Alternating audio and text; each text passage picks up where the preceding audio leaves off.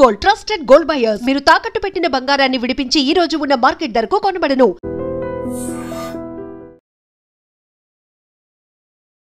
హైదరాబాద్లో దొంగతనాలు ఈ మధ్య కాలంలో చాలా పెద్ద ఎత్తున వింటున్నాం. అది మామూలుగా కూడా కాదు.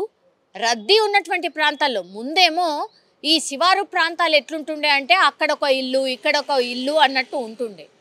అది కాదు. ఇప్పుడు ఇళ్లకు తాళాలు ఉన్నాయా లేదా వాటిని చూసి, లేకపోతే ఇంట్లో మనుషులు ఎవరుంటున్నారు ఏంటి వాళ్ళని చూసి వీళ్ళు దొంగతనానికి పాల్పడితే వాళ్ళు డిఫెండ్ చేయగలుగుతారా అనేది ఇంకోటి. ఇట్లా రకరకాల ఫ్యాక్టర్స్ అన్నీ చూసుకొని దొంగలు రెచ్చిపోతున్నారు. ఏకంగా మలక్పేట్ అంటేనే ఎంత రద్దీగా ఉండేటటువంటి ప్రాంతమో మనకు తెలుసు.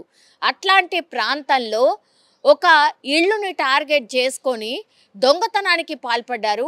వాళ్ళు ఎవరు ఏంటి అని ట్రేస్ చేసినప్పుడు పోలీసులకు తెలిసిన విషయం ఏంటి అని అంటే ఈ నేపాలీ గ్యాంగ్లే, నేపాల్ నుంచి వచ్చినటువంటి వాళ్ళే చాలా మట్టుకి ఈ దొంగతనాల కేసులలో వాళ్ళే ఎక్కువగా పట్టుబడుతున్నారట. సో ఈ నేపాలీలు ఎవరైతే బతకడానికి మన దగ్గర వస్తున్నారో వాళ్ళు ఏకంగా ఏం చేస్తున్నారు అంటే ఫస్ట్ ఒక ఇంట్లో జాయిన్ అవుతారు. అంటే వాచ్మెన్ లాగానో లేకపోతే పనుల లాగానో జాయిన్ అవుతారు. మంచిగా ఉంటారు. ఓనర్లని పూర్తిగా ఎట్లా అంటే నమ్మకస్తుడులాగా మంచిగా వాళ్ళని మచ్చిక చేసుకుంటారు. ఆ తర్వాత నమ్మకం కుదుర్చుకుంటారు. ఆ తర్వాత వాళ్ళు అన్నీ చూసుకుంటారు. ఇంట్లో ఏమేమి ఉండొచ్చు, ఎంత దొరకచ్చు, ఇవన్నీ కూడా చూసుకుంటారు. చూసుకున్న తర్వాత ఒక మంచి రోజు ముహూర్తం చూసుకొని ఇట్లా దొంగతనాలకి పాల్పడుతున్నారు.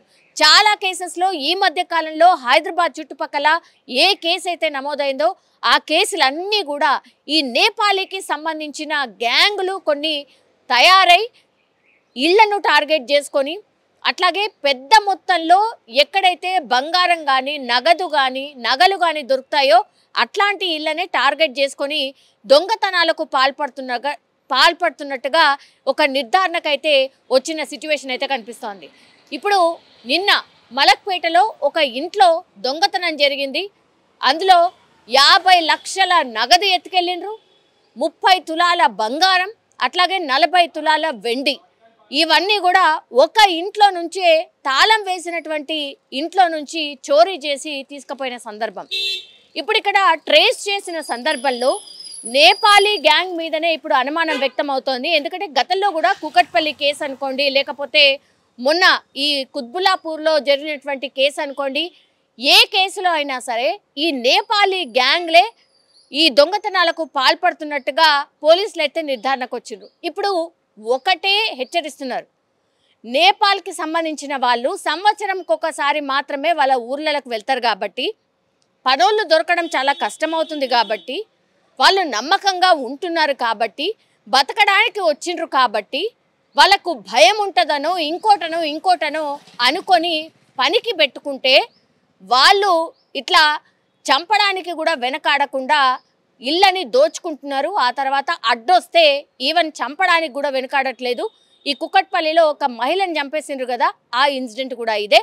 అక్కడ కూడా ఈ నేపాలీ గ్యాంగే ఈ ఆమెని హత్య చేసిన సందర్భం అయితే కనిపిస్తోంది. ఇప్పుడు ఈ ఇన్సిడెంట్ తర్వాత మలక్పేట్లో జరిగినటువంటి దొంగతనం ఇన్సిడెంట్ తర్వాత కూడా పోలీసులు హెచ్చరికలు ఇస్తున్నారు.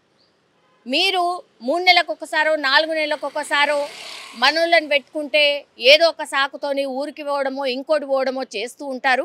కాబట్టి కష్టమవుతుంది అని మన వాళ్ళని పనిలో పెట్టుకోకపోతే ఈ నేపాలీ గ్యాంగ్ అనుకోండి, లేకపోతే ఇంకో బీహారో ఇంకోటో అక్కడి నుంచి వచ్చిన వాళ్ళు సంవత్సరానికి ఒకటేసారి పోతారు కదా, హాలిడే ఎక్కువ పెట్టరు కదా అని అనుకుంటే మొదటికే మోసం అన్నట్టు. అంటే చంపడానికి దోచుకోవడానికి వాళ్ళు రెడీ ఉన్నట్టు లెక్క.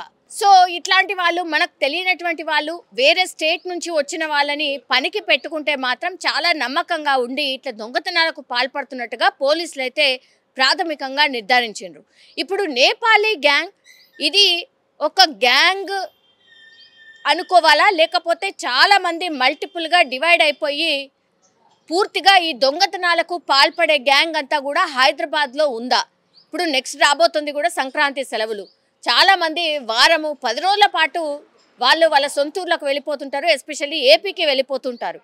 మరి అట్లాంటప్పుడు పోలీసులు ఒక హెచ్చరిక జారీ చేస్తున్నారు. మీరు మీ ఇంటికి తాళం వేస్తూ వెళ్ళినప్పుడు దయచేసి పోలీస్ స్టేషన్లో ఒక మాట చెప్పి వెళ్ళండి. ఈ ఏరియాలో మేము ఇక్కడ ఉంటాం కాబట్టి ఇక్కడ మేము ఒక వారమో 10 రోజులు మేము ఉండట్లేదు అన్న మాట చెప్పి వెళ్ళండి. లేకపోతే పక్కన వాళ్ళో ఎదురింటి వాళ్ళో అట్లాంటి వాళ్ళకన్నా చెప్పి వెళ్ళండి. లేకపోతే ఇగో ఇట్లాంటి ఇన్సిడెంట్స్ చాలా అయితే జరుగుతున్నాయి కాబట్టి జాగ్రత్తగా ఉండండి. ఒకటి తర్వాత వేరే ప్రాంతం నుంచి వచ్చిన వాళ్ళు చాలా బాగా ఉంటారు, తక్కువకే మనకు వస్తారు, పని చేసి పెడతారు, సంవత్సరంకి ఒకసారి వెళ్తారు అన్నటువంటి ఊహల్లో ఉంటే మాత్రం ఇగో ఇట్లాంటి గ్యాంగ్లే ఎక్కువగా ఉన్నాయి. దోపిడీకి ఏమాత్రం కూడా వెనకాడకుండా, చంపడానికి కూడా ఏమాత్రం వెనకాడకుండా సిటీలో ఇట్లాంటి గ్యాంగ్లే ఎక్కువగా ఉన్నట్టుగా పోలీసులు అయితే హెచ్చరికలు జారీ చేస్తున్నారు. నేను అందరి గురించి అనట్లేదు, కొంతమంది మాత్రం పక్కాగా ఒక నమ్మకం ఏర్పరచుకున్న తర్వాత ఇదే వాటికి పాల్పడుతున్నట్టుగా పోలీసులు అయితే చెప్తున్నటువంటి మాట. ఇప్పుడు మలక్పేటలో కూడా అట్లాంటి ఇన్సిడెంటే జరిగింది. అండ్ పోలీసులు కూడా నేపాలీ గ్యాంగ్ వాళ్ళే ఈ దొంగతనాలకు పాల్పడినట్టుగా పోలీసులు అయితే ఒక నిర్ధారణకు వచ్చిండ్రు. ఆ యాంగిల్లోనే సీసీ కెమెరా కావచ్చు, మిగతాది కావచ్చు అన్నీ కూడా ట్రేస్ చేస్తూ ఉన్నారు. అతి త్వరలోనే దొంగల్ని పట్టుకుంటాము అన్నటువంటి మాట అయితే చెప్తున్నారు. సో దయచేసి జాగ్రత్తగా ఉండాల్సిందే. వేరే ప్రాంతాల నుంచి వచ్చిన వాళ్ళని అంత ఈజీగా నమ్మకండి అన్నటువంటి మాట అయితే పోలీసులు చెప్తున్నారు.